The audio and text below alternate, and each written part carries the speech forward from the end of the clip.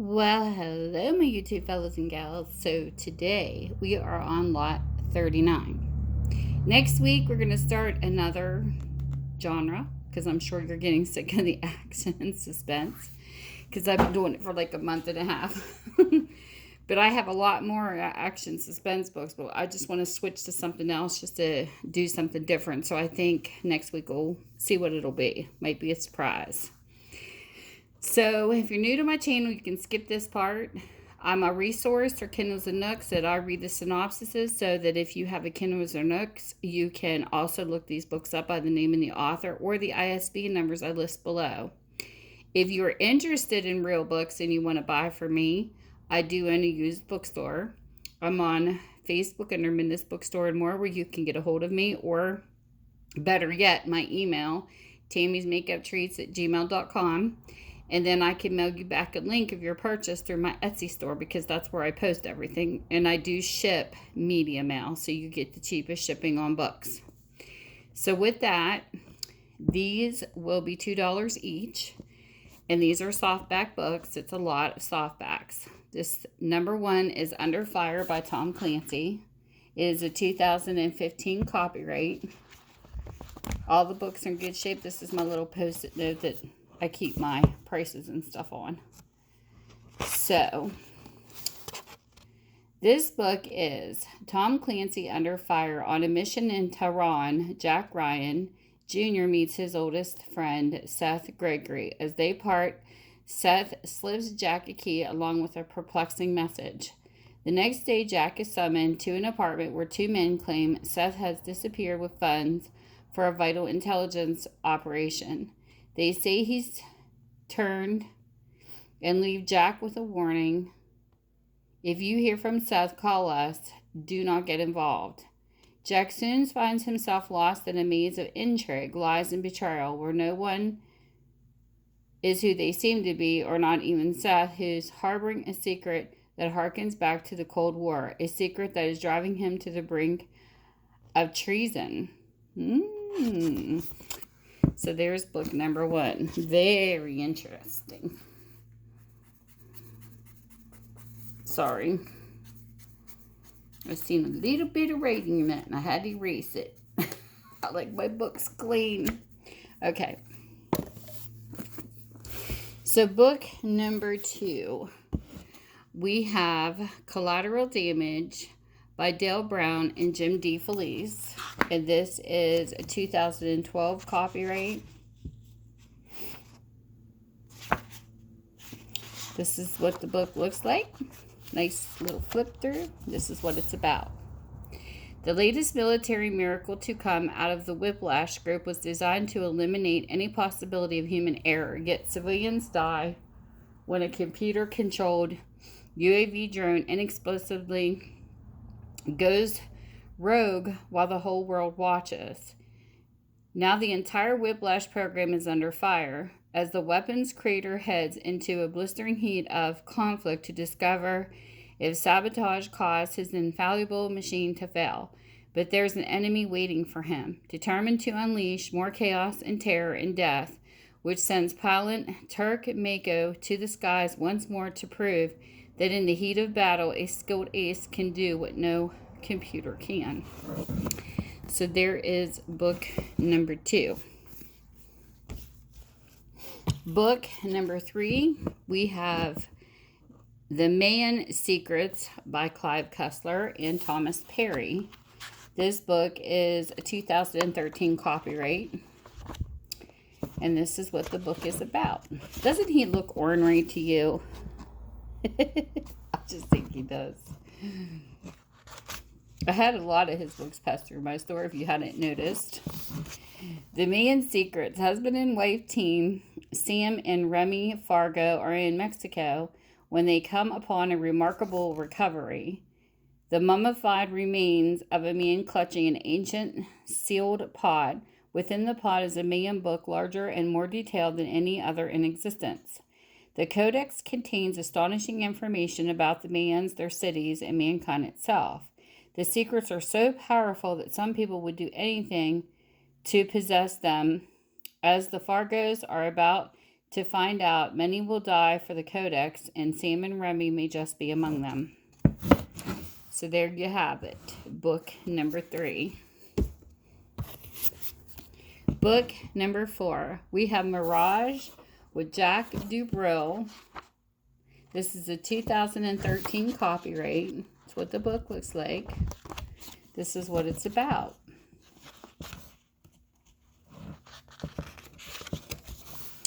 In October of 1943, a U.S. destroyer sailed out of Philadelphia and supposedly vanished.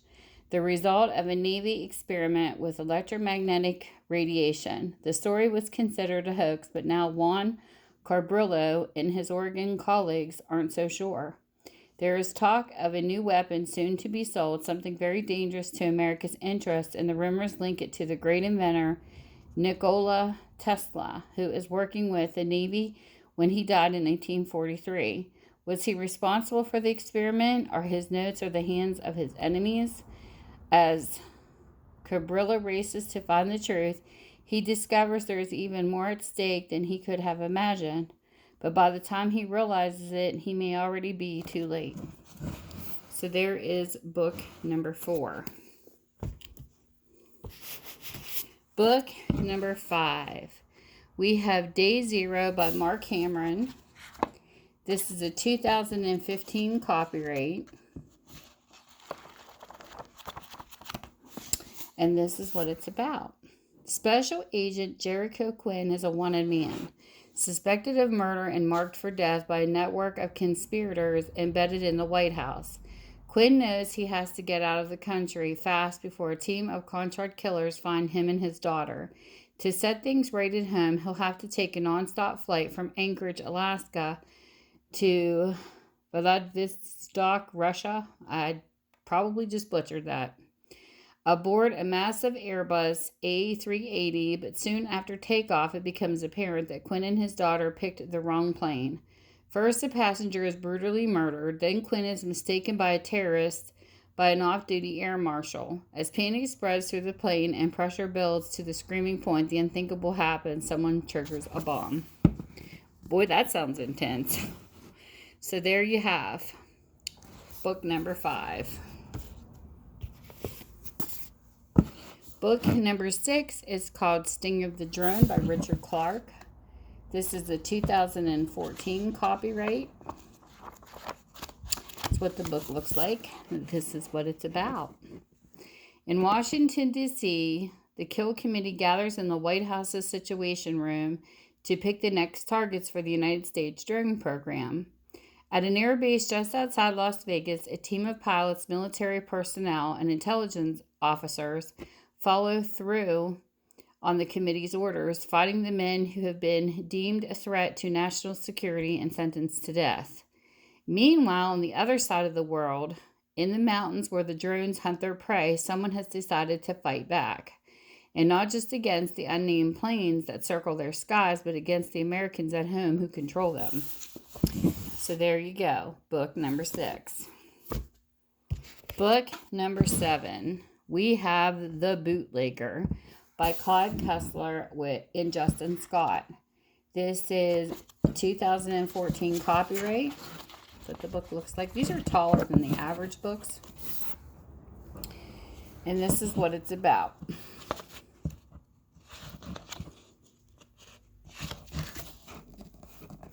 It is 1921 and prohibition is in full swing. Even as millions still imbibe and ruthless criminals get rich by selling them boobs. Boobs. Oh my gosh, I can't talk today. Imbibe and selling them booze. That was a blurb. Anyways, that was funny. Clive's Coast Guardsmen are all susceptible to bribery. Thank goodness I'm not child. I don't have a child audience. But when his boss and lifelong friend Joseph Van Doorn is shot and nearly fatally wounded, I'm sorry, that was just funny. While chasing bootleggers, Belt enters the fray. Bell promises his friend that he will try to save the Van Dorn Detective Agency from the corrupting effects of prohibition. But when the first witness to Van Dorn's shooting is executed in a ruthlessly efficient manner invented by the Cheka, the Russian communist secret police, Bell finds himself combating men far more deadly than ordinary criminals, and he's about to fight a one-man war. So there you have it. Book number 6. That was definitely funny. Or 7. Book number 8. We have The Polaris Protocol by Brad Taylor. This is a 2014 copyright. This is what the book looks like, and this is what it's about. Task Force operators Pike Logan and Jennifer Cahill are used to putting their lives at risk, but this time it's Jennifer's brother who is in danger.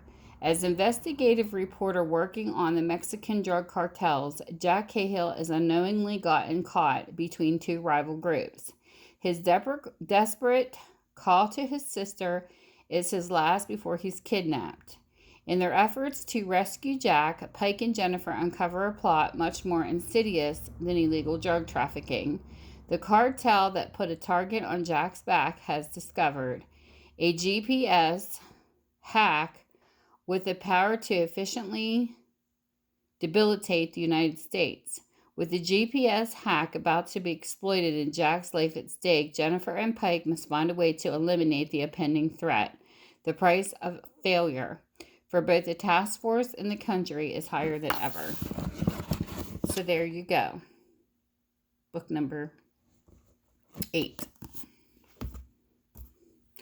Book number 9. We have The Secret Crown by Kuzneski.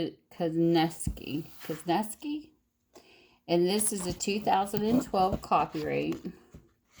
That's what the book looks like. That's what it's about. Make sure that there's no torn pages in these books. I do. King Ludwig II ruled Bavaria for 22 years, commissioning extravagant castles throughout his homeland and exhibiting such bizarre behavior that he was eventually declared insane. According to legend, Ludwig had stockpiled a massive cache of gold and jewels that would finance the construction of the most spectacular castle of all time.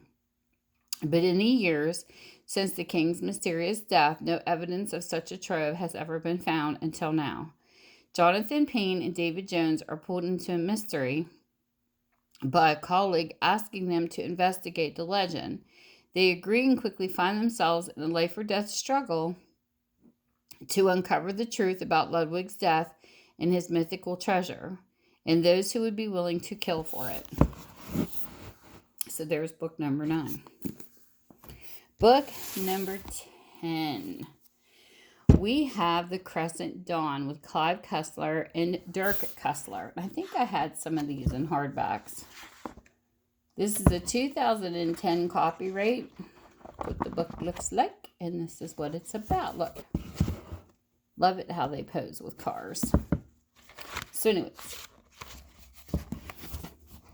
Dirk Pitt returns in this extraordinary new novel from the #1 New York Times bestselling about author Clive Cussler and his son Dirk.